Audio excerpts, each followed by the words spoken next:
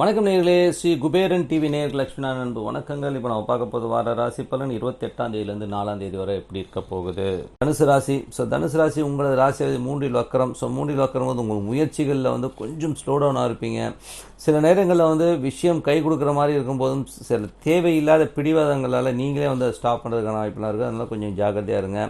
வீடு விற்பனை சம்மந்தமான விஷயங்கள்லாம் உங்கள் பிடிவாதத்தால் ஸ்டாப் ஆகிறதுக்கான வாய்ப்புலாம் இருக்குல்ல. ஸோ கொஞ்சம் பார்த்து என்னங்கிறத வந்து கொஞ்சம் பொறுமையாக ஹேண்டில் பண்ணிங்கன்னா எல்லாம் சிறப்பாக இருக்கும். 2ல் சனி செவ்வாயுடைய காம்பினேஷன். அதுவும் வந்து 8ஆம் இடத்துலேருந்து செவ்வாயுடைய பார்வை, அது நீச்ச செவ்வாயோடைய பார்வைன்னு கொஞ்சம் வீட்டில் வந்து பெண்களாலும் சரி, ஏன்னா சுக்கிரங்கிற பிளானட் வந்து பெண் பிளானட்டாக தான் கருதப்படும். ஸோ அதனால் வந்து கொஞ்சம் இந்த சண்டை சச்சரவுகள்லாம் ஏற்படுறதுக்கான வாய்ப்புலாம் இருக்கனால கொஞ்சம் பார்த்து நடந்துக்கோங்க. ஓகேங்களா?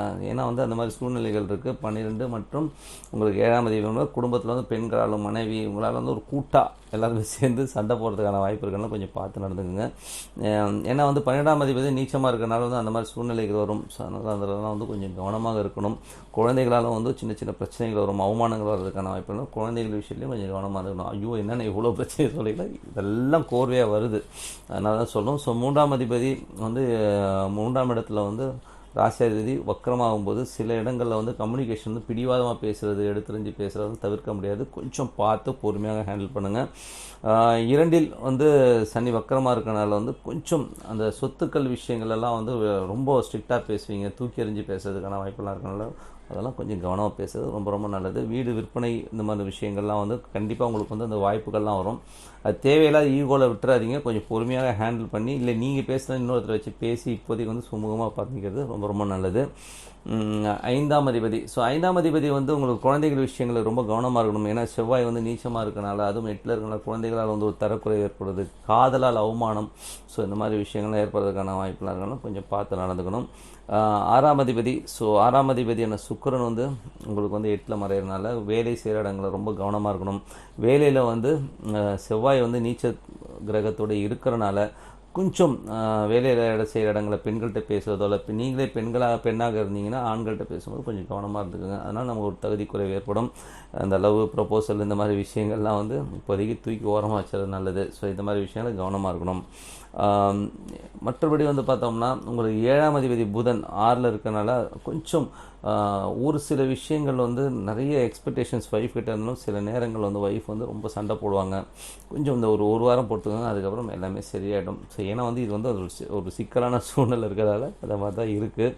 8ல் நிறைய இந்த சுக்கிரன் செவ்வாயோடைய காம்பினேஷன் இருக்கனால பெண்கள் ஆசை, இந்த மாதிரி விஷயங்கள், நில ஆசை, இந்த மாதிரி விஷயங்களும் சரி, குடும்பத்தில் இருக்க பெண்கள்கிட்டே வந்து வம்பு வழக்குகள் இல்லாமல் இருக்கிறது ரொம்ப நல்லது. ஸோ இதெல்லாம் வந்து நடக்குங்கிறதுனால கொஞ்சம் அலர்ட்டாக இருந்துக்கோங்க அப்படிங்கிறது தான் வந்து என்னுடைய தாழ்மையான வேண்டுகோள்.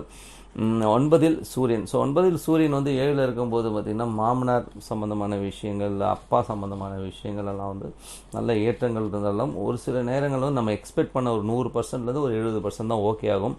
ஸோ நம்ம அதை அக்செப்ட் பண்ணி தான் ஆகணும். ஸோ கொஞ்சம் அக்செப்ட் பண்ணி போக பாருங்கள். 10ல் தொழில் சார்ந்த விஷயங்கள் வந்து பெரிய ஏற்றங்கள் இருந்தாலும் தொழிலுக்கான அப்ளை பண்ண லோன்ஸ் கிடைக்கிறதுக்கான வாய்ப்புலாம் ரொம்ப சிறப்பாக இருக்குது. கொஞ்சம் தேவாதேவி கணக்குகள்லாம் வந்து ரொம்ப சிறப்பாக வர வேண்டிய இடத்துல வர வேண்டிய பணம்லாம் அற்புதமாக வர்றதுக்கான வாய்ப்புலாம் ரொம்ப சிறப்பாக இருக்குது. 11ஆம் அதிபதி சுக்கிரன். ஸோ 11ஆம் அதிபதி சுக்கிரன் வந்து பார்த்திங்கன்னா நண்பர்கள். ஸோ நண்பர்கள் வந்து நம்மளை வந்து ஏதாச்சும் ஒரு ஏடகுடமான இடத்துக்கு கூட்டு போகிறதுக்கான வாய்ப்பு இருக்கிறனால அதுக்கு அங்கே கொண்டு போய் செலவு வைக்கிறதுக்கான வாய்ப்புகள், அதனால் தகுதி குறைவு ஏற்படுறதுக்கான வாய்ப்புலாம் இருக்கனால நண்பர்கள் விஷயத்தில் ரொம்ப கவனமாக இருங்க. பயவுள்ளைங்க எங்கேயாவது கொண்டு போய் கவுத்துட்ருவாங்கன்றது தான் உண்மையான விஷயம்.